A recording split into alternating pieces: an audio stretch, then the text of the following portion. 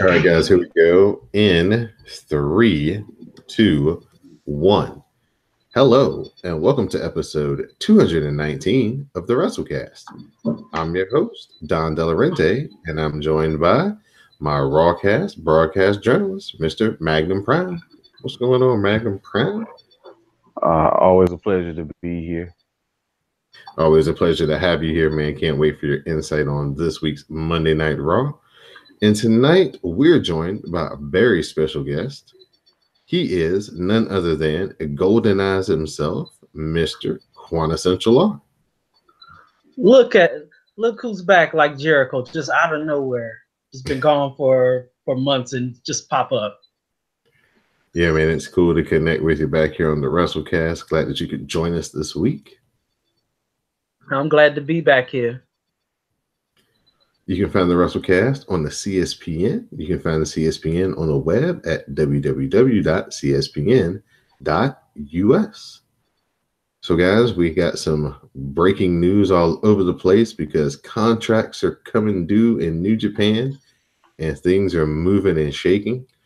One of the definite moves that is happening is that Kushida is reported to be heading over to the WWE when his New Japan contract expires later this month. So we don't know if it's going to be 205 Live, NXT, or the main roster, but it's a definite that he is coming over, and hopefully sometime in February or March, he'll be making his debut. So I don't know if you two guys are familiar with Kushida, but he's a really good, junior heavyweight, cruiserweight type, wrestler. Don't know what his American promo translate over to. Haven't really heard him cut a real, WWE style promo in a while. But when it comes to just putting on matches in the ring, he'll definitely, fit in with a lot of the guys in NXT for sure, because he's wrestled a lot of those guys through ROH and New Japan and so forth. But a lot of people on SmackDown too. So I'll start with Quintessential R. Your thoughts on Kushida heading over to WWE later this month? I'm trying to watch more Kushida just because I haven't watched a ton of New Japan wrestling. But Apollo Crews didn't really do a whole lot of promos at NXT, so it's not a lot that he's not gonna have to do a whole lot, just enough, because the people that can talk on NXT will talk. If he's not that big of a talker just yet, Apollo Crews made it. I think he can make it. All right. G Money, you got any thoughts on Kushida heading over to the States and being a part of WWE in some capacity later this month? I think it was about time for him to make that move. I think the best path for him would probably be to go through NXT for a year or so, because I don't think he would really fit into the plans of either of the two brands right now. So I think it could give people a chance if they're not familiar with him and his performance in the ring. It would be an opportunity for them to see him perform, because I agree. I have no idea what his promo skills are going to translate to. So I think NXT would be a good spot for him. All right. The next domino coming out of New Japan is that Kenny Omega was quoted in a story that he will be taking time away from New Japan. As the story has evolved and grown during the week, it's all types of speculation about who he's going to sign with and where he's going to go. But there hasn't been an official statement from New Japan yet. So everybody's still kind of just waiting and seeing on Kenny Omega. But that kind of ties into the next story, which is at All Elite Wrestling. They announced, they had their official press conference. So they, announced all their major players, their, CEOs and vice presidents and everything like that. And then they had some talent announcements as well. So they're going to have MJF, Maxwell Jacob Friedman. They're also going to have Pac, aka Neville, Hangman Page, of course, the Young Bucks, Cody, and Chris Jericho.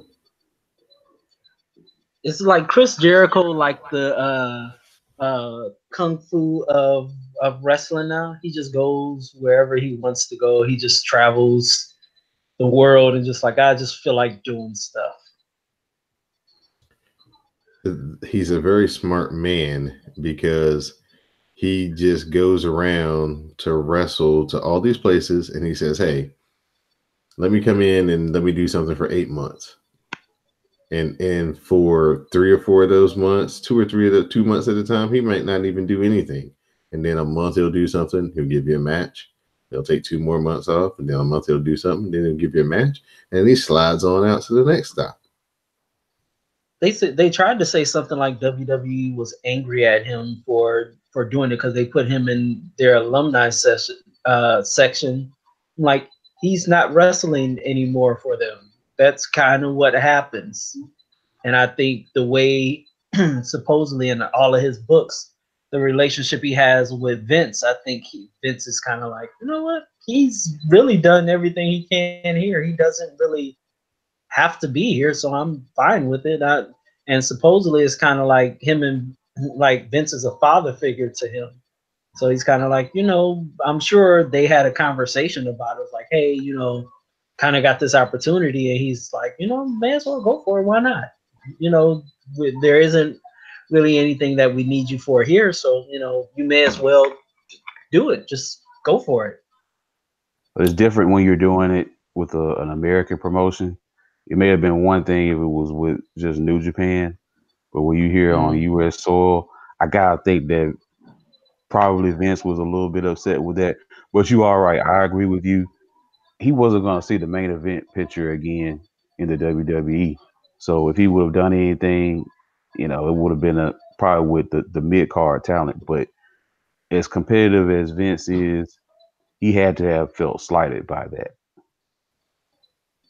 True. I think it's just a working relationship that Jericho's got where he's smart enough now that he doesn't do anything long term. He's gotten to the point where he doesn't have to, he can do this and be as, cutting edge as he wants. If he wants to, do things with Kevin Owens because he likes Kevin Owens, he makes a suggestion and they go on a run and they have their Mania match, and then he goes and pieces out for a minute. And then he's like, New Japan's kind of hot. Kenny Omega's a good wrestler. Let's see if we can do something with him. Oh, yeah. My friends book New Japan. The guys I basically started up with, learned Mexico with. They're the bookers in New Japan. One of my best friends is the announcer. Let's see what we can do over here. Pop their business. Got them, all these subscriptions. Helped sell out the Tokyo Dome, a week ago. So, he's just a smart businessman, and he's, using the 20 years that he's played, got experience of experience that he's gotten to just make these moves, and he's having fun. So good luck. He did a wrestling cruise. Right. Good luck to All Elite Wrestling. They announced that they're going to have the second All In Double or Nothing in Las Vegas. So that sounds like that should be pretty cool. So that should be a cool experience for everybody who comes and goes out to Vegas. The only thing that they did not have to announce was a TV deal or what they were going to do as far as, a taping schedule or things like that. It was they've said that they're going to be offering insurance. We don't know how that is going to work as far as it's going to be everybody.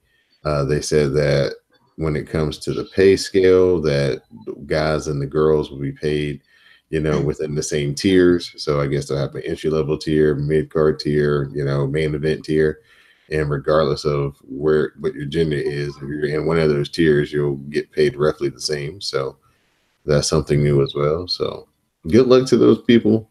Good luck to the Young Bucks, Cody, the Khan family with this new venture. As long as they can, keep some pressure on WWE and get them to step their game up, then, it's a benefit to everybody who likes wrestling. Do you think they're going to have a TV deal, or you think they're just going to do shows? because I don't know. It might, maybe for the first couple of years they might just do show. They might do they're gonna do the All In show coming up. They might do, more than likely they're gonna do. They're doing the show during WrestleMania weekend anyway. But I don't think that you can sustain a roster with basically a spot show here and a spot show there, because then you gotta sell it out every time, and they won't be able to do that everywhere they go. So they're gonna have to get. I mean, I know they have the infrastructure built in with the Khan family's money, so they won't be necessarily hurting for the money if they don't land a major TV deal. But the whole deal, the whole shebang is to get on TV. I mean, the Impact is still with us. I mean, if we're really being honest, Impact is still with us somehow. They're the herpes of professional wrestling. Do you know what channel they come on? Good ass question. Actually, I think that might be the channel. Good ass question. Actually, they may have done the smartest thing they could have done, though. They're gonna start, because nobody has even heard of this Pursuit channel that they're gonna be on. They're gonna start simulcasting their show on Twitch. That's actually smart, because larger audience. Hell. It's funny, but I'm dead ass serious about it. Right. And that's the craziest thing. You dead ass serious, because I swear I've been like, you know what? Twitch ain't bad. There's more people that watch them than on Pop. Shit. Yeah, so there's some Impact news for y'all Impact fans that are out there. So apparently, man, their homecoming pay-per-view was good. I listened to a review about it, and it was got some good reviews. So I mean, like Dee Dee said, she enjoys it. She doesn't know who everybody is on there, but she says that they have pretty good matches. So I trust her judgment on that. Hey, to each his own. So we'll get into Monday Night Raw, coming from the hometown of Mr. Quintessential R, Orlando, Florida. Mr. Quintessential R, you were in the building, sir. So please tell us what happened before the show. What was the dark match? Was there a main event taping? Give us kind of the temperature of the building heading into this Monday Night Raw, where the elephant in the room was going to show up. Oh, well, it actually was a taping of main event, and two of the young bloods coming up were actually the matches. So they put, the first match was Lacey Evans versus Natalya. And Natalya, because she's the consummate professional, let Lacey get a ton of offense, like a ton. It was just like, it seemed like she felt that, this is her first shot at it, so I'm going to give her all of these things. And, of course, Natalya won with the sharpshooter, but you got all of it from Lacey Evans. It was like Natalya told her in the backstage, do all of your stuff. I'm going to let you do all of your stuff. Like at one point, she does the ripping off of her dress that has shorts on. So I think on NXT, she was pulling a handkerchief out of her bra or whatever. She's on the show pulling it like just out of her trunks, just on the inside of it, wiping her brow and throwing it at Natalya. And I mean, she actually looked really good. And you sort of go, if this is her first, little feud, that's a nice person to learn from. So it was that match, and the one that blew up the crowd to start off the night was EC3 versus Kurt Hawkins. And Hawkins actually got in a ton of offense. It actually was, and you had the crowd yelling NX3, because they're just like, he was just getting the loudest cheers before Raw began. And, he gave dap to everybody and this, that, or the other going out. He ended up winning with the 1%, but they were really hot for EC3. So I was thinking, are they going to debut him this night? Because, I mean, the crowd was really in on him. I heard that those were strictly so Vince could see him. That Vince didn't. That Vince had never seen him wrestle live or at any point. So they have him wrestling in these because they said that Heavy Machinery was in the dark match in Jacksonville on SmackDown. That they're just kind of giving them some time so Vince can see him. Oh my God, Vincent had not watching anything but the main roster. My God, I understand, dude. Work. He could just like have it on in the background like some of us do. It's just on. It was like glance over, but just the fact, because I think that was the same thing they said at WrestleMania once, that he watched NXT at WrestleMania Access, and that was the first time he saw Sasha Banks in a lot of them. So he's just like, "Oh, this is what you got. Oh, let's bring him up to the main roster, such and such day." Oh, Unbelievable. So we get the RIP Mean Gene graphic to start the show, and then all of a sudden, it's a brawl going on backstage between Seth Rollins and Bobby Lashley. And of course, this goes back to their issues that they had during the holidays, if y'all are keeping track during the holidays. Cena then it kind of like shows them fighting. They come all the way up, out into the arena almost. Then it kind of does this fade thing. And Cena, your favorite, welcomes us to Orlando. He says, Monday Night Raw is his house, and now this is the road to WrestleMania. Cena says he won't get left out of WrestleMania again and announces he's entering the Royal Rumble. Drew Mack comes down. He says he's been waiting for this moment for years. He doesn't care about Cena's bed partners, his haircut, or anything except the 16 World Championships, that he's main evented multiple WrestleManias, and that Vince McMahon calls him the greatest of all times. Drew invites Cena to check with some of the people he destroyed, including Kurt Angle. Drew wants some of John Cena. Then John says he's heard the same thing every week from every single superstar, and that's the reason he had to leave, so they could come up with some different promo material. Cena asks Drew what makes him different. Drew says he'll show him. That's when things get interrupted by my man, Leo Rush. Leo's going on about how Seth Rollins is out of control and that Leo and Bobby Lashley will get a lawyer if something isn't done about Seth Rollins. Leo cancels the show until somebody does something. I thought he was about to say somebody called my mama, but didn't quite get there. Ernest Miller. The show is canceled for about 5 seconds, and that's when Seth Rollins attacks Bobby Lashley again from the blind side. Dean Ambrose comes out to help Bobby Lashley, and then we get a 3-on-2 until Finn Balor comes out. He does a flip dive onto everybody as we head into commercial. So guess what was next? We're going to have a tag team match. A straight up 6-man tag team match. Player. Holla, holla, holla. So it's John Cena, Finn Balor, and Seth Rollins versus Dean Ambrose, Bobby Lashley, and Drew McIntyre. Seth grabs Drew from the outside and rolls him in.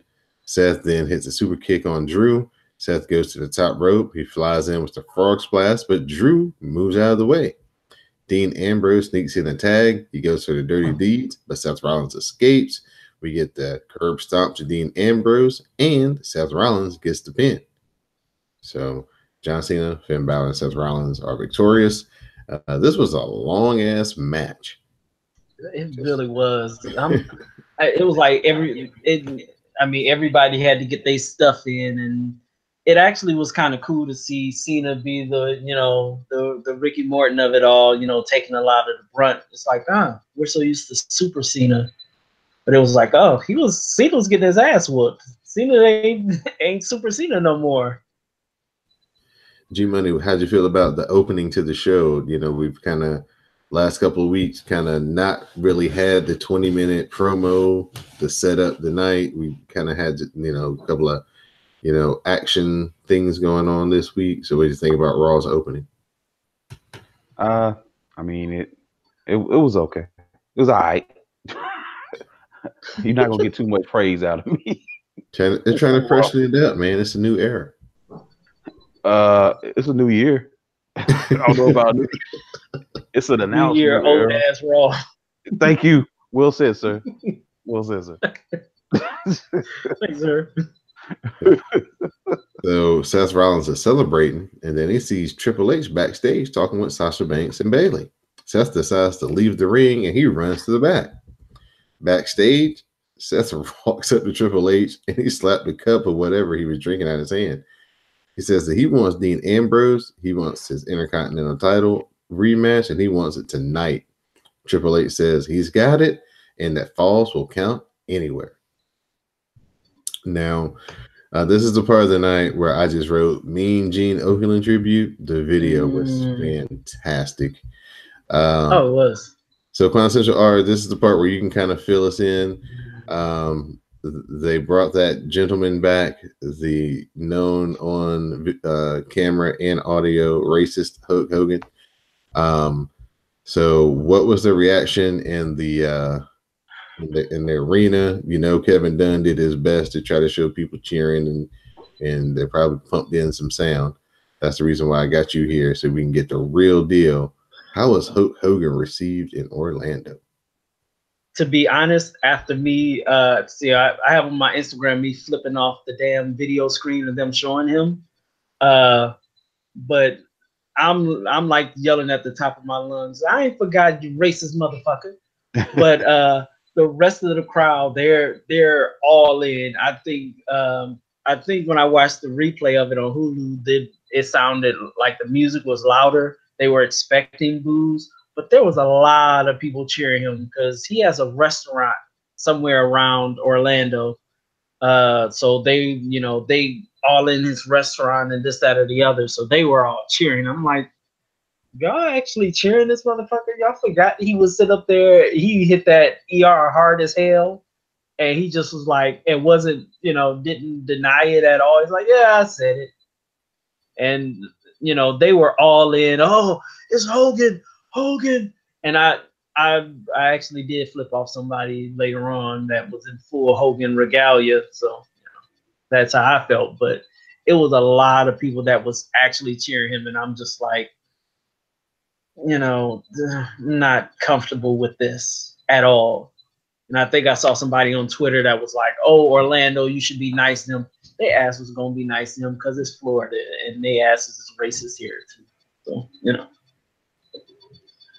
yeah, they could have went and played the video and been fine. That's unfortunate, man. But they weren't gonna keep him off of TV forever. They were gonna try to find a way to get him back on there somehow. Fortunately, they weaseled him in with the passing of Mean Gene, but they could have had Flair come out there and do the same thing, and it would have been fine. Or they could have just ran the video, and everybody would have known. Oh, the good old days before we knew all the dirty laundry on Hogan, and it would have been okay. Why couldn't they have all of the wrestlers come out like they usually do for the 10-bell salute, for Mean Gene, and not have Hogan? That would have been fine. I would have been great with that. But they had to bring him back. Yeah, and then they had the nerve to be promoting his merch on their Twitter account. Like, dang, at least it's like, can y'all try not to make it look so obvious? Yeah, I saw somebody on my timeline say, hell, I've been trying to get y'all to do leukemia things for Roman Reigns since he's been out. But this motherfucker comes back, this racist motherfucker comes back, and y'all just like, ooh, we got new Hogan stuff? Come on. But it is what it is. I'm still going to his restaurant one day and say it out loud. I really need to find that restaurant. When I go to his restaurant, I will put that on my Instagram. I'll do an Instagram story just off of that alone. If you guys live in the Orlando area, please have bail money ready for Central R, please. So he doesn't have to spend more than 4 or 5 hours in the holding cell after he does. I might get cheered. After doing it. I might, but considering I might be the darkest thing in there other than the wood on the floor, so it is what it is. Well, Hogan likes to tan, so might be a little closer than you think. You know what? You are correct there, sir. We have a lumberjack tag team match for the Raw Tag Team Championship between the Revival and Bobby Roode and Chad Gable. Gable goes for a backslide, but Dash runs in and he gets sent to the apron. Dawson then hits an inside cradle just as Bobby Roode sends Dash towards the steps. Roode basically reverses the cradle to the side of Chad Gable now on top and Dawson with his shoulders to the mat. The ref counts for the 1, the 2. Dawson's foot is underneath the ropes and the ref comes down with the 3 count and the champs retain. So another week, another screwy finish, and the Revival is slightly better than it was, but they're still not quite getting their shot. You think they're just building it up for just a big ass fight between the Revival and Rude and Gable? Just they're gonna keep pushing it, and then we finally get that tag team match at the Rumble that we've been waiting for, where it's no bullshit. Yeah, that's exactly what I was gonna say. They're gonna hopefully give the Revival a chance to wrestle for these titles at the Royal Rumble and give on them the pre-show. I don't think that's gonna make the main show. You don't think the top guys are worthy of the main show? I mean, I didn't say that, although I think the tag teams are much better on SmackDown, but no, I don't see it making the main show. That's pre-show territory. For what the Revival like to do, though, in the style of match, the pre-show wouldn't be a bad landing spot because they'd get 18 minutes to do what they needed to do. Yeah. Oh, wait, I forgot during the match. I don't know if they showed it on. I'm really not sure if they showed it on the Hulu version, but during the match, I want to say Dawson actually grabbed the microphone and was like, I've lived here in Orlando for 5 years, and it was the worst 5 years of my life. So I decided to move back to Carolina. And I told my wife and kids if they didn't want to come with me, they can stay here. I didn't need them. So when we take these titles, we're taking them back to Carolina with us. No, they didn't run any of that. Oh, it was great. It like the crowd wasn't really into the match at first. It was a good ass match to me. They weren't really into it. And then as soon as he grabbed the microphone and did that during the middle of the match, that crowd booed the hell out of the Revival. I was like, that is just fantastic. Just the fact that him like, I'm going to leave my wife and kids in Orlando. I'm going back to North Carolina. Smart move. Elias comes out. He's here to sing us a little tune. He says that he was weeping at the level of stardom he achieved in 2018. He dropped a debut album. He sold out MSG. He plays sold out arenas all over the world. He's been to South America, South Africa, Australia, and has all brought him here to Orlando. He says there is a universal truth that follows him, and we all know it. If we thought 2018 was great, it is nothing compared to what he has in store for 2019. On January 27th, he will walk into the Royal Rumble, and he will take center stage, and he will win. He brings up Baron Corbin, and Baron Corbin comes out. He tells Elias to stop and that we can't handle another shitty performance. Just like him and all these people, they have no idea what it's like to have a job as high stress as his was. Corbin says, we don't respect him. He is going to take the same path Elias is taking, and he's entering the Rumble, and then he's going to main event WrestleMania. Elias tells Corbin that before he even thinks about saying one more stupid word, just do us a favor and shut your mouth. So we get our match, Baron Corbin versus Elias. Unfortunately, Baron Corbin gets the win. Elias gets sent into the corner, shoulder first. Then he gets the end of days from Baron Corbin. Corbin gets the pin 1, 2, 3. Corbin gets his hand raised. How into the Elias was the crowd here? The crowd was hot into Elias. I mean, all of Orlando walked with Elias. I mean, everybody was in on it, and when Baron stopped him, he got all of the heat possible because it just was like, you're stopping Elias. We're good with him. We don't need the bartender from Applebee's right now. We're good. So, to which I still wonder, what type of shirt do you wrestle in? What's the fabric of that? Is it polyester? Is it velvet? I got questions. Because that thing don't rip at all. G Money, give me your assessment of Elias's quote unquote babyface turn so far. What what type of vibe are you getting? Feeling it? You think he should maybe find a way to go back heel, or do you think they got something here with this babyface?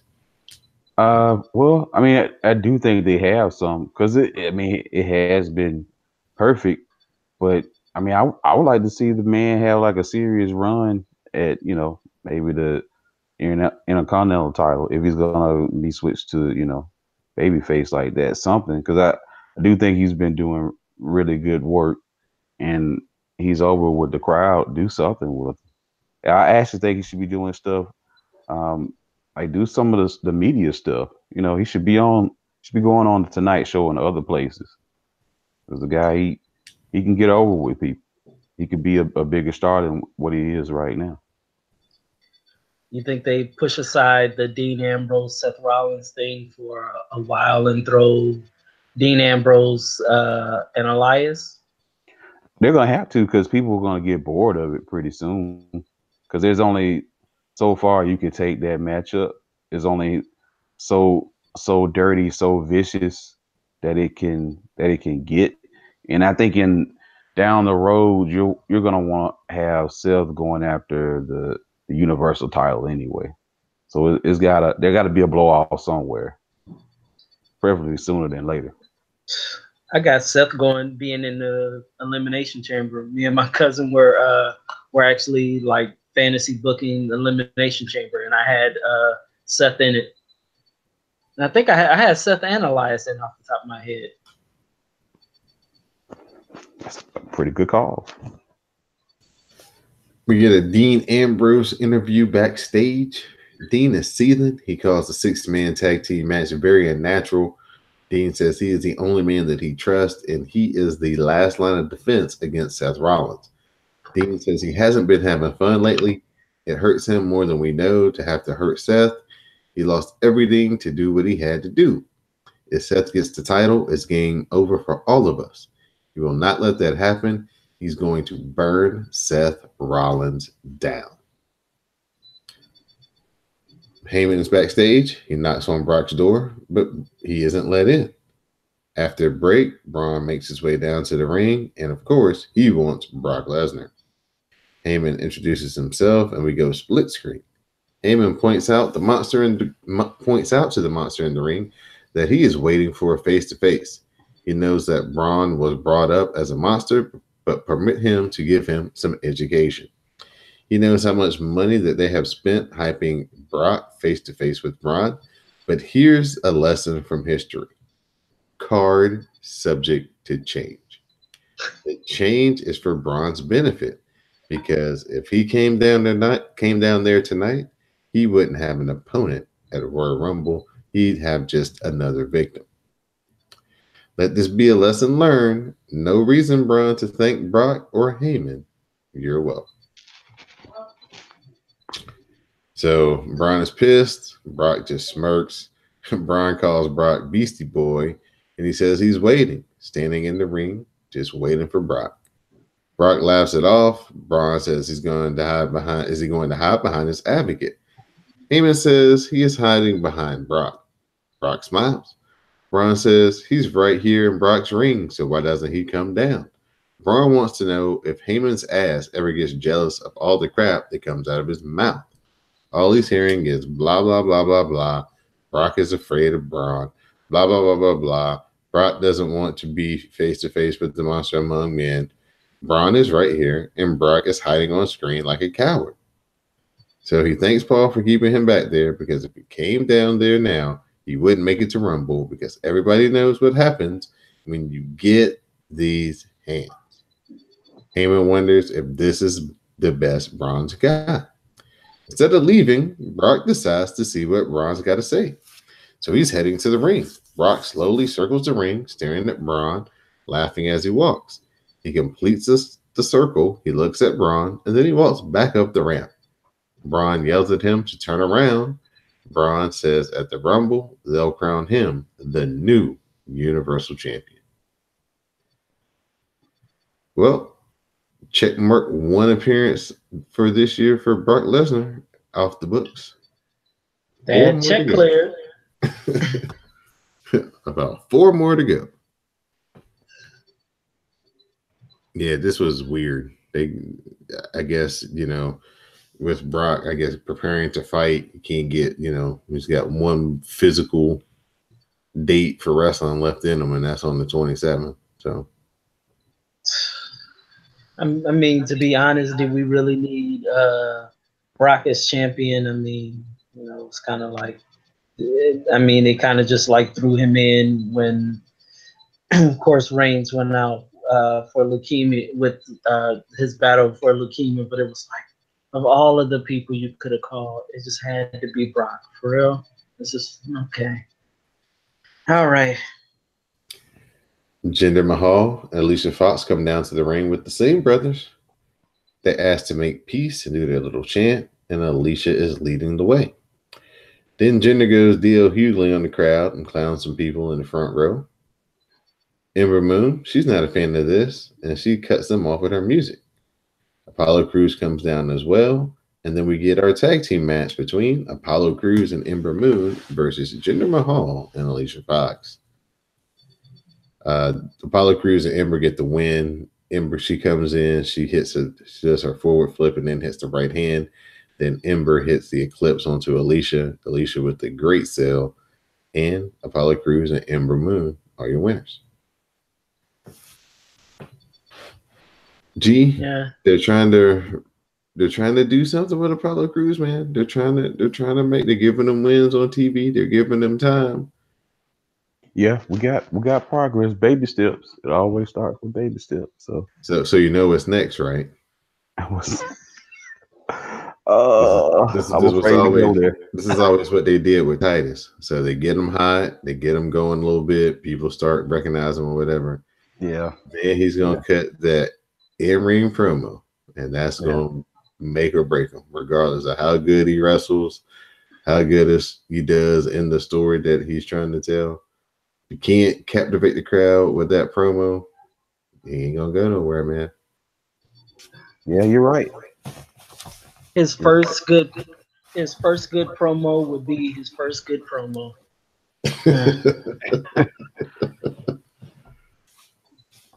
Well, somebody who doesn't have to worry about good promos because all her promos are good money.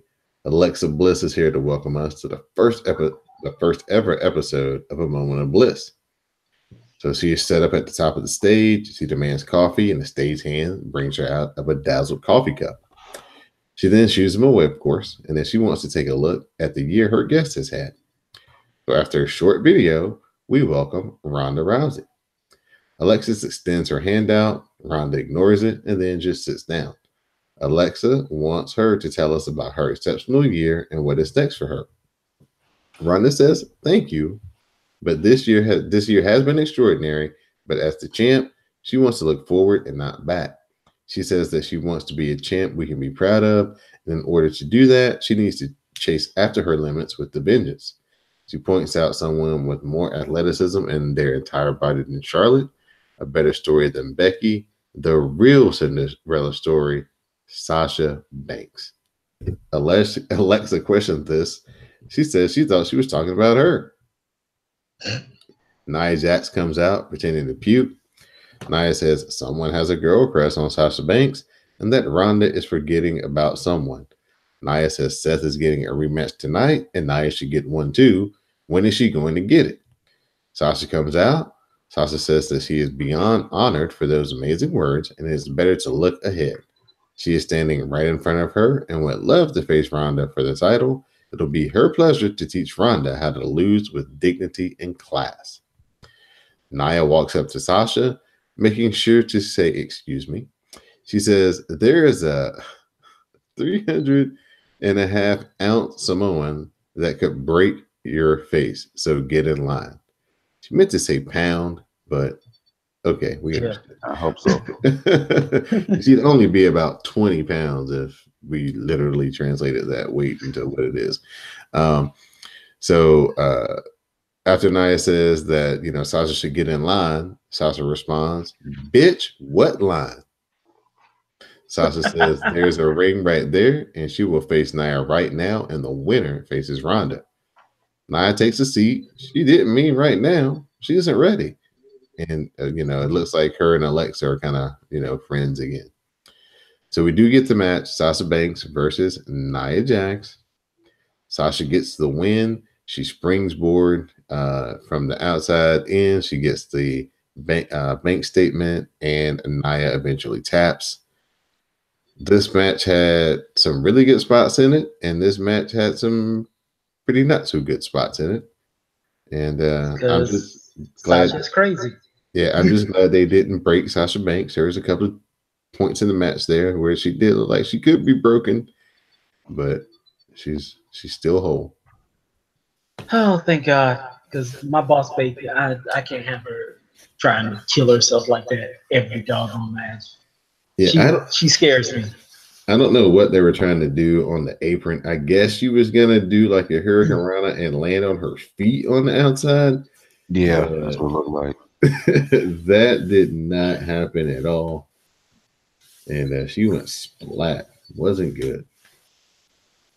Man, everybody. So it was me, my aunt, uncle, my cousin, his friend, and about 7 of my little cousins. The ones that didn't like Sasha Banks before, now they all know that I have a Sasha on my iPad. Sasha Banks is the wallpaper on my iPad. It is what it is. Anyway, they were like, one of my cousins was like, oh, who is that looking at my iPad? I said, that's Sasha Banks. And then he's like, who? After that night, he was like, Sasha Banks was saying that stuff for me. Da-da-da. I'm like, see, now you want to jump on the Sasha train. Now you want to jump with Boss Baby. You can't just jump on the train. You ain't even know who that was.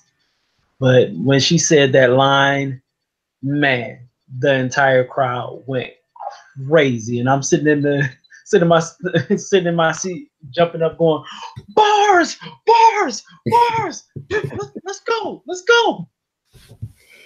Yeah, I was. It really made almost caught whiplash. I looked up from my phone so fast because I was tweeting something and it was like, "What?" I was like, "Oh man, that's the best 30 seconds they have Sasha had on TV in like 2 years."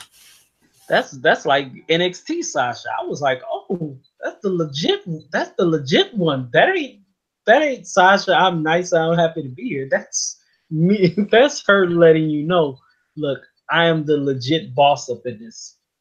When she said that, I was like, I wasn't expecting. I thought she was gonna say, "Oh, well, maybe I'll stand in line." And she's like, "Nah, what line? Like, you stay in line. I don't stay in line." Like, oh, this is what we're doing.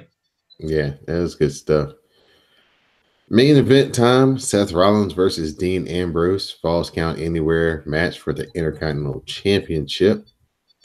We get the superplex, a roll through, a buckle bomb, and then a super kick and the stomp to Dean Ambrose. We get the cover, but no, Bobby Lashley's back. He pulls the leg of Seth Rollins and he pulls him out of the ring and he sends Seth into the barricade. Does it twice, then he gives a belly to belly to Seth. Then Lashley lifts Seth and he sends him back into the ring. And we get a bunch of Lashley sucks chants. Lashley then grabs the head of Seth. He lifts and then he hits his finisher. Lashley's in the corner. He waits. Seth is back up. We get a spear. Then Dean crawls over to Seth, gets the cover. 1, 2, 3. Dean takes his title and leaves, but Lashley isn't done. Leo grabs a table from under the ring and hands it to Lashley. Lashley sets it up in the ring as Seth arrives in pain. Lashley grabs Seth and drops him through the table. And that's how this week's Monday Night Raw comes to an end. Do you enjoy the main event, sir? It was fine. Like I said, at this point, I kind of was done with Dean and Seth. I like the backstage stuff. That part was fun. And it was kind of like, oh, okay, this is where we're going with this. Seth is going to win. They're going to play hot potato with the title. And then when Lashley came, I was like, oh, now it was getting interesting. That's where I got excited. I was like, oh, so We're gonna move on from Seth and Dean, thank God, and we're gonna do Seth and Lashley. I was like, all right, that's something that I'm sure both of them would love to sink their teeth into. Yeah, we already know how G feels about this match. She's already seen it enough times. Exactly. So this was a pretty decent Monday Night Raw. It didn't drag. It started out really good.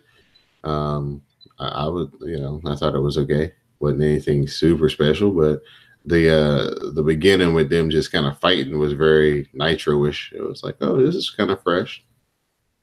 Yeah, we're gonna start fighting starting off. Okay, we can get if that's what's coming in the new McMahon era. All right, I'm good with that.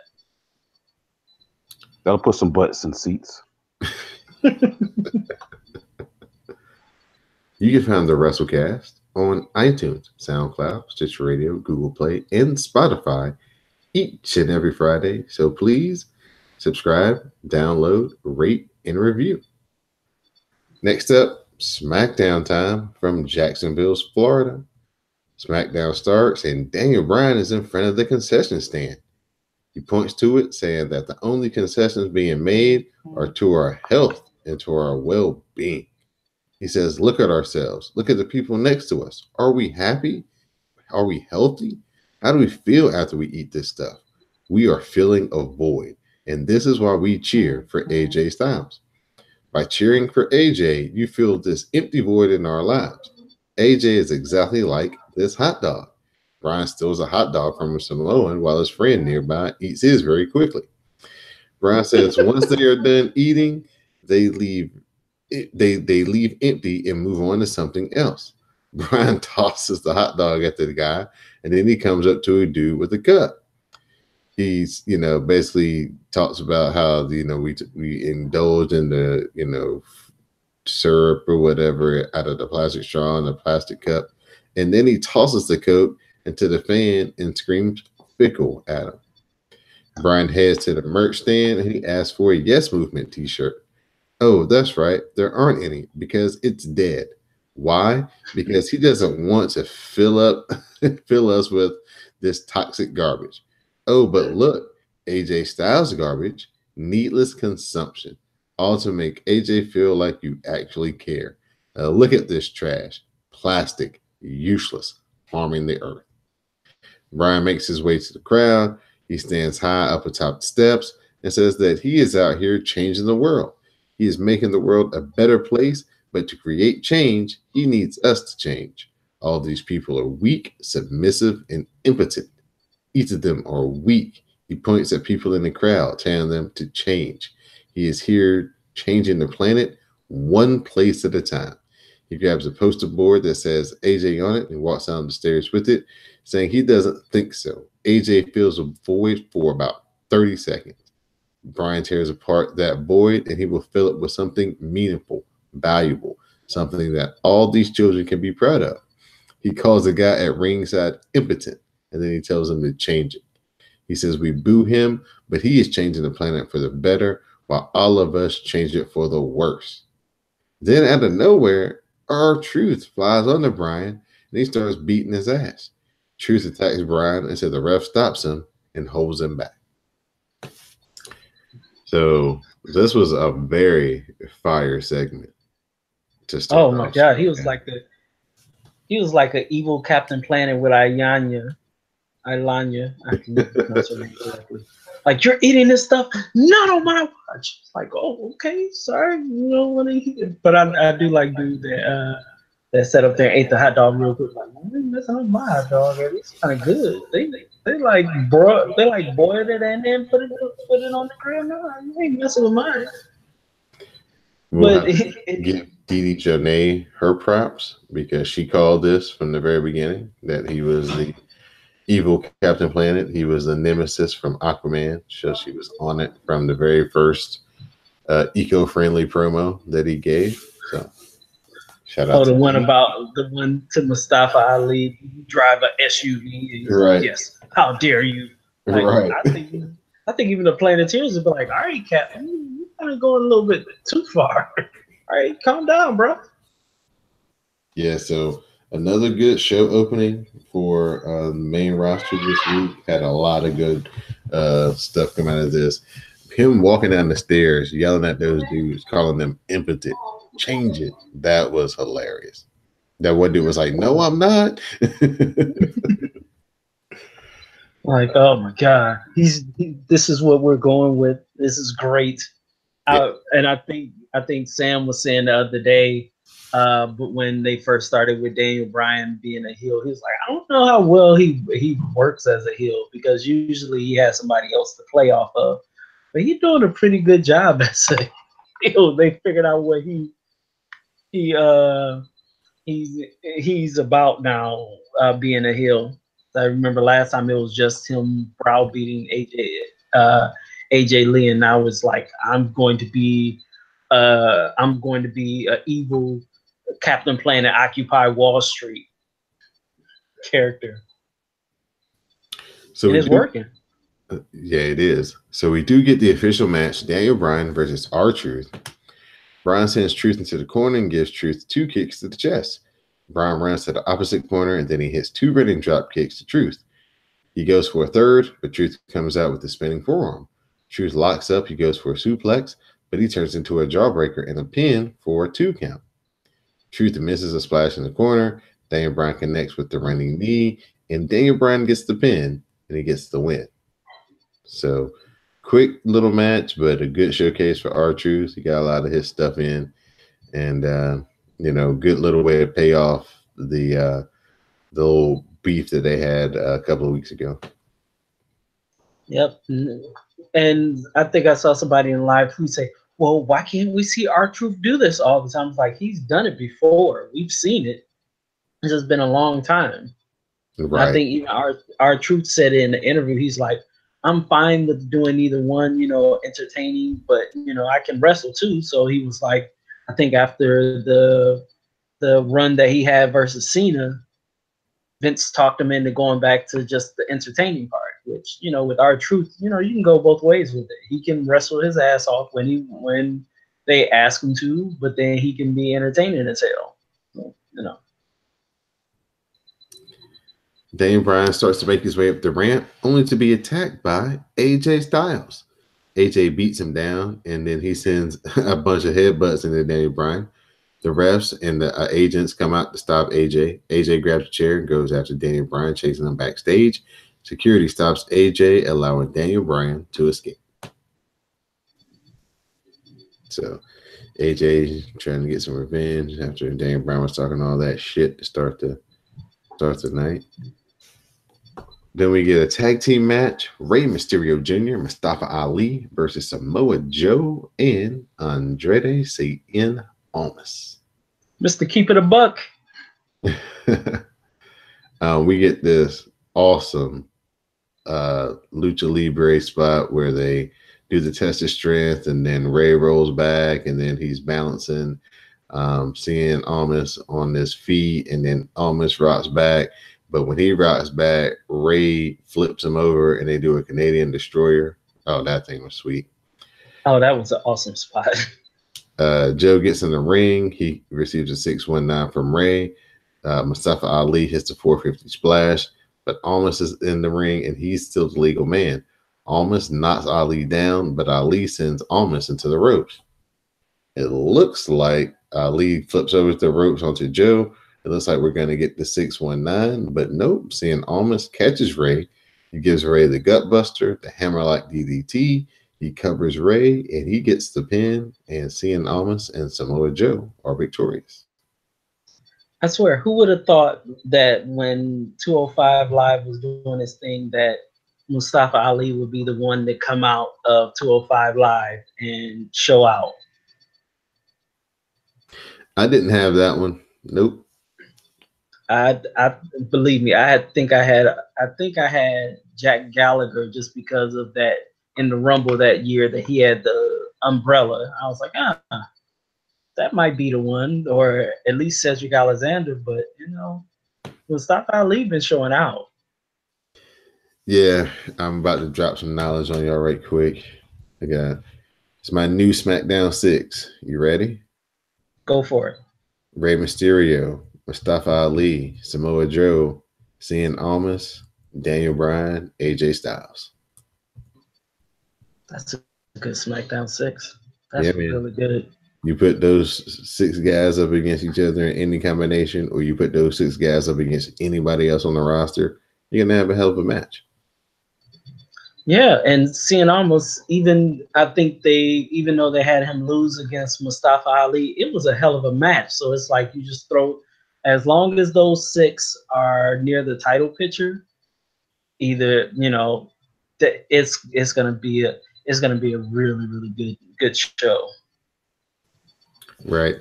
We have a small interview with Carmella where she says that she is seen as a third wheel in this upcoming match tonight to determine the #1 contender for Asuka's SmackDown Women's title.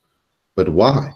She was the champ for over 100 days. She beat Charlotte Flair twice. She beat Asuka twice. She won the Money in the Bank contract, and then that briefcase was an opportunity, and that's all she will ever need, an opportunity. She says that she is everything because Mela is money.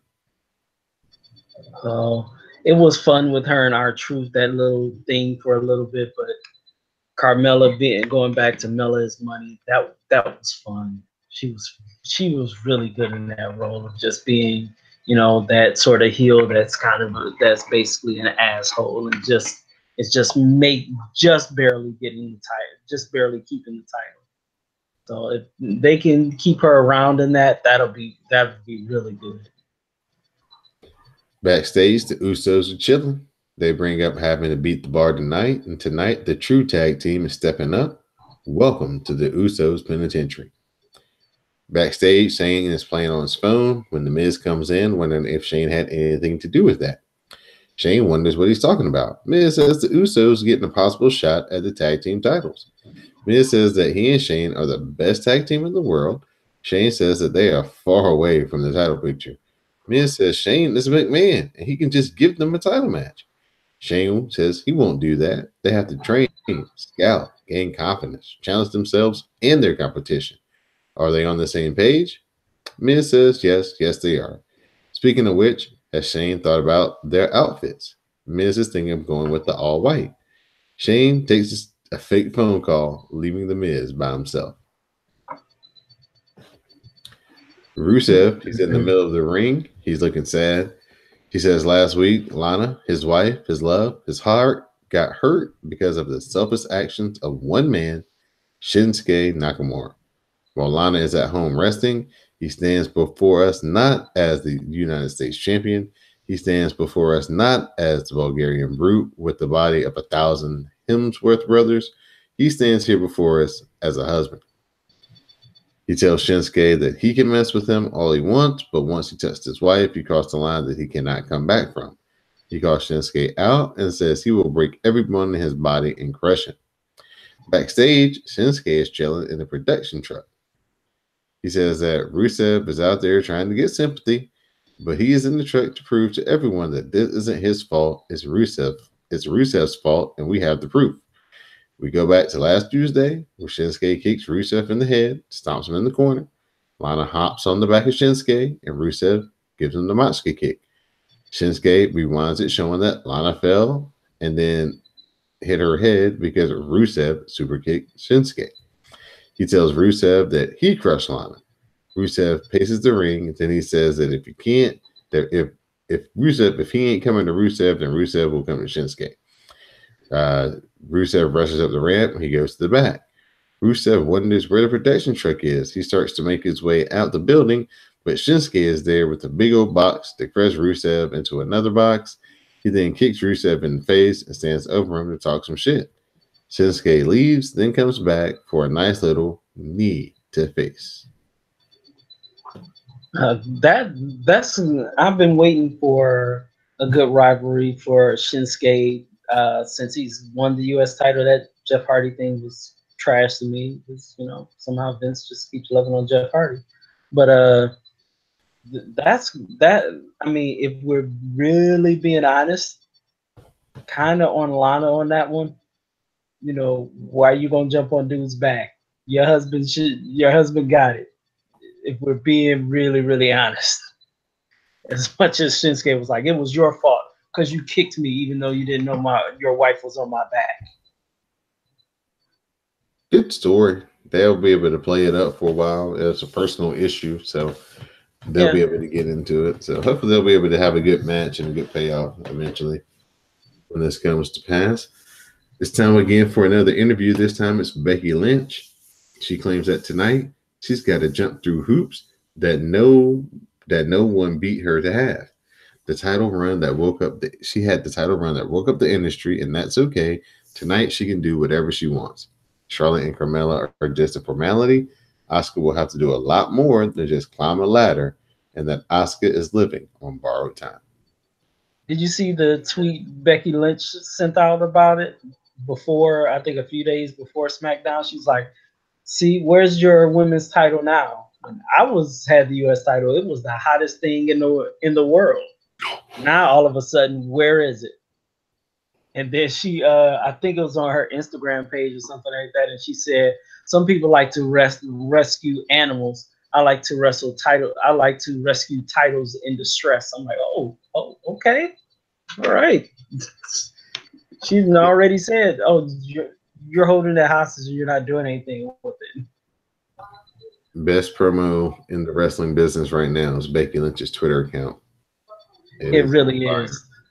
I still say it's a tie between the best one. The one she did to Graves was awesome.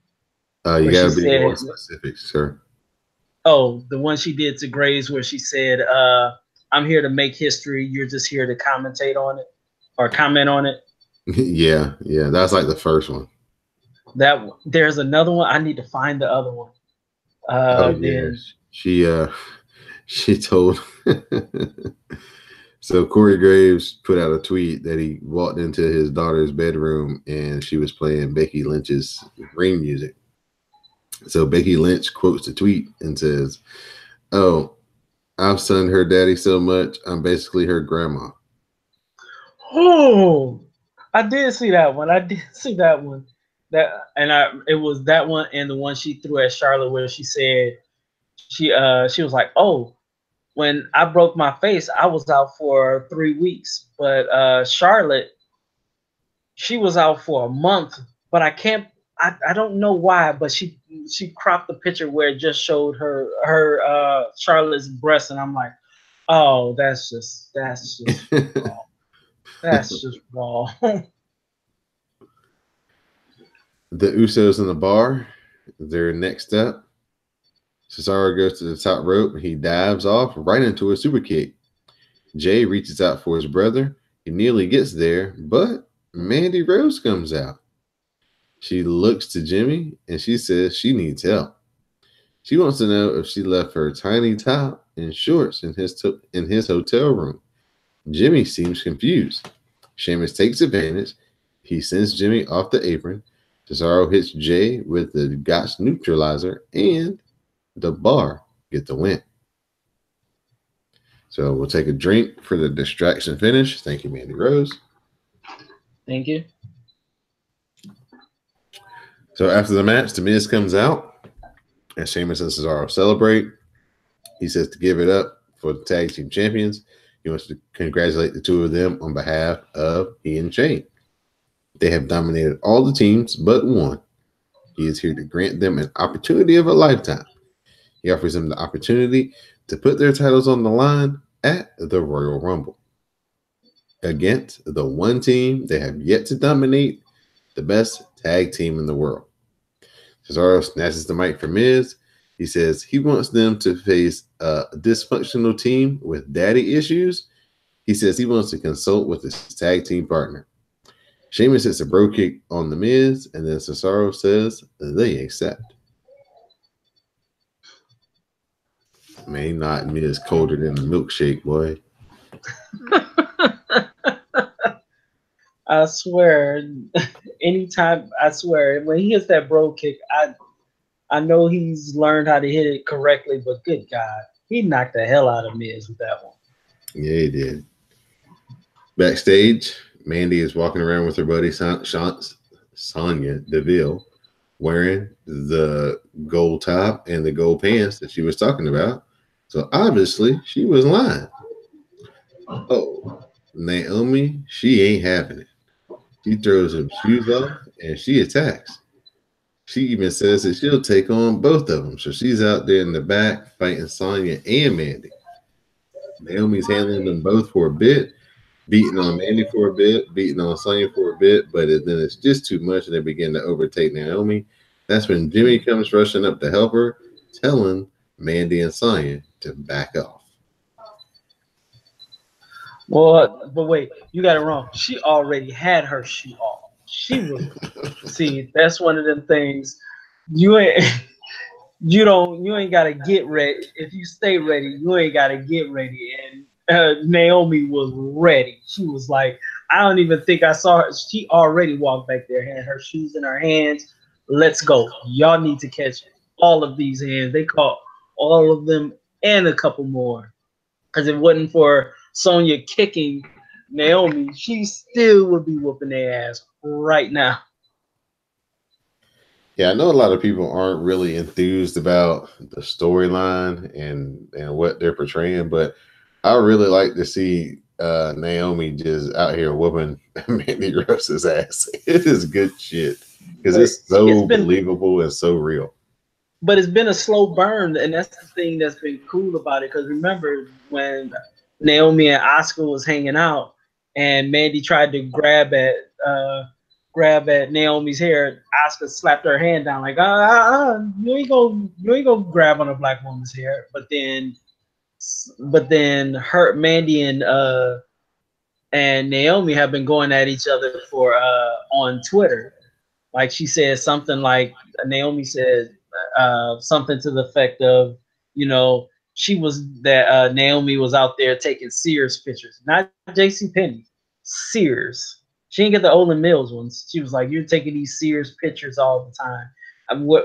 Instead of learning how to wrestle better. And they just been going back and forth. And if, all of us could see it except for Maurice, but, that's on him.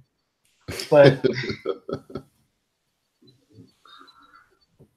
But yeah, they've been going at it, and it's just now it's going from Twitter to on TV, and it's like, oh, okay. But I think it's one of those things. Like I don't remember who you said didn't like one another, so they hit each other harder. Naomi was hitting her. She had some feelings from back in the day. She had to put some hands on a blind chick before. Just being honest, she was like, you know what, somebody in high school, I needed to whip that ass, and I get to do it now. Yeah, that was a good little minute and a half segment right there. It's Charlotte's turn to talk. She says that Carmella was last year's hottest thing. Charlotte is the hottest thing on Raw and SmackDown the last 4 years running. She's the 7-time women's champion. She's main evented multiple times, but it's different now. She's not here to prove herself. She's here for her. She's here for her title. And tonight, her focus is on Becky Lynch and Carmella. At Royal Rumble, her focus will be on Asuka. Get ready to be humbled by the Queen. Backstage, Brian wants to talk about being attacked unprovoked. Why did AJ do that? Because he's trying to change the world, or filling the void he never could?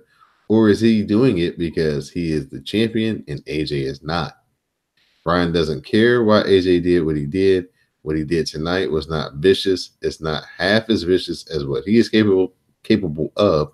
But AJ will see at the Royal Rumble. He may see before, because he will never, never, never, never take the WWE title away from him, because he is fighting for a cause that is bigger than anything that AJ has ever fought for his entire life.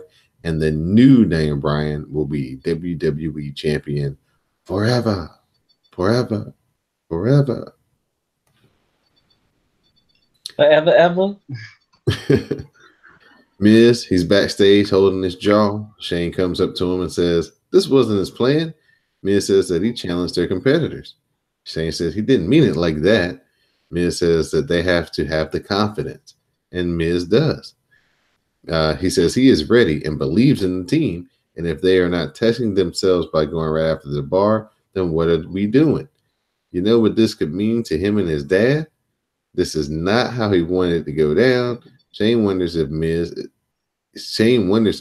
really thinks they could win, and Miz says yes, and then they give a fist bump. So it's time for the main event: Becky Lynch, Carmella, and Charlotte Flair. The winner goes on to face Asuka at the Royal Rumble for the Women's SmackDown title. Charlotte lands a slap to Carmella. She then applies the figure 4 and figure 8. Becky then heads to the top rope. She dives off and hits a leg drop on both women. We get a cover for a 2 count. We get the disarmor to Charlotte. Carmella then kicks Becky in the side of the head. Carmella sends Charlotte to the outside. Carmella locks up, but Becky escapes. We get a spear from Charlotte. Carmella then hits another super kick, and she grabs Becky. Becky then grabs Carmella's arm. She applies the disarmor, and Carmella taps. And Becky Lynch is going on to face Asuka at the Royal Rumble. I thought that this episode of SmackDown was so good. This is one of the best episodes of SmackDown in a long, long time. And that's why I said that when the McMahons were like, we haven't been doing a good job, and SmackDown is like, you know what? I don't know when y'all started speaking French, but we've been putting it down for the past months, months behind. But this one was an excellent show because it just was like you hit all of the points that you wanted to hit, and it wasn't like we're gonna slow down at any point in time. You got everybody's stuff in. You kept storylines going, and it was like, all right, I see where this is going. Okay, good stuff. Yeah, very good stuff. Very good stuff. So, excellent addition to SmackDown. It just happened to be that this was the same day as the All Elite Wrestling press conference, which was basically happening right across the street from where SmackDown was taking place. So, if AEW's press conference can inspire WWE to produce that type of television just off a press conference, then they've already, helped the wrestling business substantially because that was a hell of a show. Supposedly Vince got so salty at it. I think I saw something on Twitter where they said if someone came in with a Bullet Club shirt, they was basically kicking them out. But one guy had videotaped it, and he was like, they let me back in, and they, I guess because WWE does check stuff. So I guess they saw the little bit of the backlash, and they let him back in and bought him a WWE shirt if he would wear it and stuff like that. So, oh yeah, Vince was feeling away. He was like, oh really? So you're gonna do that across the street? All right, I got you. I got you. Last review, NXT. The show opens with Johnny Gargano coming out to cut a promo. Gargano said that success in NXT was measured by wins and championships, and his 2019 would be better because he would become a champion. The crowd started chanting DIY when Gargano mentioned Ciampa, but Gargano stops it and said what happened in the cage match meant nothing. Ciampa is still a piece of trash, but then he mentioned that when Ciampa brought up the idea of facing Ricochet, Ricochet came back at him on Twitter about it, and he told Ricochet that if he wanted the North American Championship, then Johnny said that he'd just take it. So that brings Ricochet out, who said if Gargano wanted an opportunity, all he had to do was ask. But questioned if he was planning to take the title from him face-to-face or attack him in the parking lot. So they ended up setting up a match for TakeOver before Ciampa comes out. Gargano wanted none of Ciampa and told him to leave, but before he could, Aleister Black appeared on the big screen. Aleister Black tells Ciampa that he should be more concerned with him than grooming his little dog because he was going to make him fade to black. The lights then go out, and when they come back on, Aleister Black is behind Ciampa. They fought onto the audience tape. They fought onto the announce table where Ciampa blocked the suplex and managed to escape. Gargano then took advantage of the distraction with a super kick to Ricochet. Head on the swivel, Ricochet. Head on the swivel. That's exactly what I said when I was watching it. I was like, shout out to DD's your name. Yeah, once they flipped back to him and Ricochet was like looking at the crowd, I was like, oh, watch out. Pow. And it was a wrap. He was stretched out in the ring. But this was a really good opening segment. They set up another championship match for TakeOver, and they also advanced the story between Aleister Black and Tommaso Ciampa as well. So great opening for NXT. And we get more Ciampa Gargano because you know that's gonna somewhere along the line is gonna pull back into something. They're gonna face again, and Johnny Gargano might actually win sooner or later down the line if he quit being stupid. Next up, it's Bianca Belair versus Nikki Cross. They teased the double count out after Belair dropped Nikki Cross on the stage to escape a sleeper hold. But this time they both beat the count, as this was a callback to their last match they got. Of course, double count out, no winner. Bianca avoided a crossbody off the top, and then she gets the win with the KOD to remain undefeated. Is it just me? Because I need to go back and watch it. Go ahead. I need to go back and watch it, but I'm trying to see if Charlotte was good at this stage as Bianca is. Because Bianca is just, she knows who she is, and she's getting better and better each time I watch her. It's closer to what Sasha was in NXT. To me, Charlotte didn't have the presence that she has on the main roster that she has in that she had in NXT. To me, Charlotte got better on the main roster as far as her presence and her swag ability. Bianca Belair already has the swag ability. She's just learning how to wrestle. And that's going to be the easy part because she's a great athlete. True.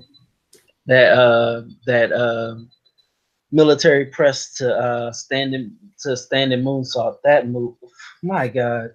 It's just, you just watch that and it's like, you're watching the future. Yeah.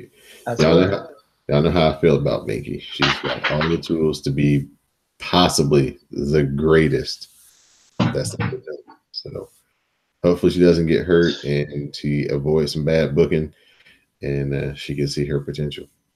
Yeah, because they did I don't know if you read it, they did an article on her on Undefeated's website, and they were talking about why she stopped doing CrossFit. It's like a disorder that she has with like her ribs or something like that with her side. And I was like, as I'm reading it, they said that's why she stopped doing CrossFit, but she's figured out how to deal with it in wrestling. And as I'm reading this, I'm like, oh my God. Because if you read it, it sounds painful as hell. So the Street Profits, but she doing it. Yeah, she is. She's the best. And Charlotte say she want to wrestle. Yeah, Charlotte say she want to wrestle her on the main roster. Everybody wants to. They'll get their chance. Just don't rush her. Let her keep marinating. Street Profits, they're outside. They're cutting the promo. They're talking about in 2019 that there will be no more locked doors, and they're going to be opening all the doors until they become NXT Tag Team Champions. Fabian Eichner and Marcel Barthel versus Hector Kuzman and Stanley Watts. Barthel catches Watts and puts him away with a powerbomb throw by Eichner into a German suplex by Barthel. This was a really cool match. The underneath guys, the jabber guys, were some like cruiserweight, high-flying guys. So this match had a really good pace to it. And Fabian Eichner and Marcel Barthel were also doing some pretty cool tandem. Fabian Eichner can actually be a champ. No. You think he could be a champion? Like IC champ, US champ? IC. Okay. Because right now because we already saw him in the cruiserweight, and all he did was put on weight and not a ton of weight. It's like pure muscle at this point. He can fly, he can wrestle. So yeah, he could be an IC champ. So could Montez Ford. So if we're being honest. The reporter Kathy, she's outside announcing Ciampa and Black had been removed from the building because of their altercation earlier tonight. Kathy then noticed Ricochet was walking out and asked him about what happened earlier between him and Johnny Gargano. Ricochet said that he wasn't going to stop until he got his match with Johnny Gargano, and that Gargano had super kicked all the respect he had for him away. We get a recap of Matt Riddle's win over Cassius Ohno last week and Ohno's post-match attack. Sarah interviewed Keith Lee about it, calling Ohno's attack unsettling, and then Keith Lee challenges Cassius Ohno to a match next week. That's actually be pretty good. That'll be fun. I hadn't heard of Keith Lee before they signed him, because when I can catch up with the indies, I try to. And one of the first match that popped up on YouTube was Matt Riddle versus Keith Lee, and I watched both of them. I'm like, oh yeah, they're gonna do well, even though Matt Riddle still kind of creeps me out with the sandals thing. That creeps the hell out of me. You want to see a pretty cool Matt Riddle match? Search Matt Riddle versus Minoru Suzuki no rope grappling match. Wait, no rope grappling. I'm looking for that now. Yeah, they did it over over the WrestleMania weekend last year.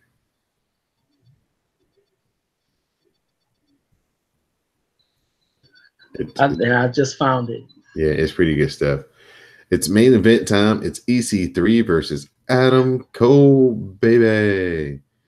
It ends when the Undisputed Era, they get involved, or they try to get involved, and EC3 is getting rid of them one by one. But Adam Cole capitalizes on the distraction with the super kick, and then he hits the last shot, and Adam Cole, baby, gets the win. After the match, the Undisputed Era, of course, they jump EC3 until the War Raiders come down and make the save.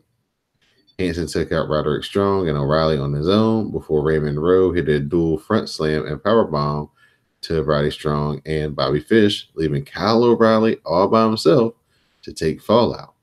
And that is how NXT ended this week. It's good to see the War Raiders back. They hadn't been on TV because of injuries since TakeOver War Games. And so the tag team match, it looks like it's going to be set War Raiders versus Undisputed Era at Royal Rumble for the NXT tag team titles. That should be pretty fun. Oh, that whole card is going to be fun. Now we have Ricochet Gargano. That's going to be a hell of a match. War Raiders. I for some reason think Undisputed Era is going to lose, just because I'm sure they want them to move up soon. Yeah, it's going to be War Raiders. It wouldn't be bad. It's going to be interesting to see how this show is booked when it comes to that, considering who's on the card and what's going to happen. But I can't wait to see Binky versus Shayna Baszler. We'll be looking forward to that match on the TakeOver. So maybe Binky can get her first NXT title run. That'll be awesome. Can they have like a long title run with her? And I don't know who they got coming up now at this point. After her, because I'm sure they're gonna do. I don't know if they did the Zayn, Dakota Kai, and Shirai match with the MMA broads. No, not I'm yet. sure that's coming. So yeah, it's coming at some point, but they haven't done it yet. That would be fun. We might actually. I was thinking about this earlier because somebody's like, "How many black champions have there been in WWE?" Which is like The Rock and I count Mark Henry's. That just is what it is as a world title reign. But you got all of these folks coming up. You got Binky coming up. You got Keith Lee coming up. You got all of hell, Ricochet coming up, and Velveteen Dream. For some reason, I don't see them ever letting Velveteen Dream getting like a world title reign. He might be like that Miz Jericho sort of thing where they stay about Intercontinental. He might get one title run, but that'll be about it. But it could be a bunch of black champions in the next 10 years or so. 5 years, maybe? Yeah, 5. There's a lot of good talent out there right now, young talent as well. So, it's like I said, as long as they don't get injured and don't trip over bad booking, sky's the limit for a lot of people. A lot of people. But before we go, Quan, let's give the people a preview of what they're going to see before on Saturday, as NXT UK is going to have their first ever takeover event from Blackpool, England. We're going to get Travis Banks versus Jordan Devlin. We're going to get Eddie Dennis versus Dave Mastiff in a no disqualification match. We're going to have Mustache Mountain versus the Grizzled Young Veterans for the NXT UK Tag Team Championships. We're going to have Rhea Ripley versus Toni Storm for the NXT UK Women's Championship. And Pete Dunne will face off against Joe Coffey for the WWE United Kingdom Championship. So this event will be taking place at 2 o'clock Eastern Standard Time on Saturday, January the 12th. You can use the hashtag GodSaveTheCast to share your commentary with color with the host and fans of the WrassleCast. We definitely appreciate it. This should be a pretty fun event. I'm looking forward to Rhea Ripley versus Toni Storm because you know who I want to win. Shout out to my Forever Young Cast co-host, Moto, Miss Jupiter Julep, and Miss V. Well, sleep though. So looking forward to this. Looking forward to the live tweet. The European show is hard to keep up with just because they release it 2 episodes at a time, and I just don't have that much time on my days. But I'm looking forward to just sitting down in front of this takeover, taking it all in, and just being wild and saying ooh and ah about some of these guys, because I know Mustache Mountain versus Grizzled Young Veterans is going to be a hell of a match. I'm excited. I'm excited for the Ripley Storm match, but I'm really, really excited to watch Pete Dunne and Coffey, because I watched Coffey in a match maybe about a month ago, and I was like, he hits like a brick. And it seems like him and Dunn will go at it, and just, one of those things. It seems like those two are one of those, you hit me hard, ooh, we can have fun and knock the hell out of one another. So that's going to be a fun one. All right. So at this time, Quintessential R, I'll turn it over to you, man, for your shout outs and thank yous. All right. Shout out to my cousin John, my wrestle partner. We'll sit up there, and he has my other login for WWE Network. My friend Chris in Phoenix, that we were supposed to go to the Rumble, just couldn't work out because money gets funny. Shout out to Young Littlefoot, because she just put a banger shirt out there, I think yesterday, off of Sasha Banks's line. So go check that out, where it says, I only stand in line for the bank. So I got that as a wallpaper on my phone now. So shout out to just the whole WrassleCast live tweet, because believe me, I thought I was the only black wrestling fan out there. And y'all, every time I just go, oh, I missed out on live tweets and things like that. Sometimes when I'm working and stuff like that, I'll just go back and read the tweets and feel like I watched it. So I just want to thank y'all, and shout out to Greg for being here. Shout out to Sam. We'll link back up together soon, and shout out for Don for inviting me. Well, thank you for joining us this evening, Quintessential R. I want to give you a big thank you for coming on the show once again. Always one of our favorite guests here on the WrassleCast. Give a shout out to our SmackDown Matters correspondent who couldn't be with us this week, Miss Didi Jonet. Give a shout out to Greg for joining us as always. Shout out to Sam. Hopefully he's doing well out there Shout out to everybody here on the CSPN. Please continue to support all the podcasts on the network. You can also get some extra content that can't be found on our normal feed over on patreon.com/CSPN Media. So you can get Quintessential's show with Sam, where they go back and review the Monday Night War era Nitros and Raws. We call that the WrassleCast Red and Black. So there's episodes of that up on the Patreon. You also get the Dark Match, which is basically pre-show conversations that we have here on the WrassleCast, Cast of Strong Style, where we may have a topic or we just may be, talking about things that happen in real life, going back and forth. But it's just exclusive content there over on the Patreon page that you can listen to if you become a Backstage Pass member.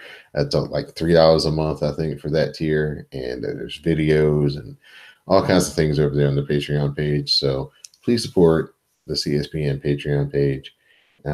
Support our sponsors over on CSPN.us and continue to download, rate, and review if you're on iTunes, and tell a friend to subscribe if they're into pro wrestling. Tell people about the live tweets. We definitely appreciate everybody who supports the live tweets each and every week. Definitely entertaining, helps keep me awake a lot of Mondays, especially because that last hour was rough. But I know my live tweet people are going to have gifts and memes that'll, keep me awake and interested in what's going on, at least on Twitter, if I'm not interested in what's going on my television. So thank you to y'all each and every week. Thanks to the Glow, all the Wrestle Bays, Jade to the Max. I'm still thinking about you. Sorry about your loss, but you got a good team, and maybe next year. So for Quintessential R, for Magnum Prime, I'm Don Delarente.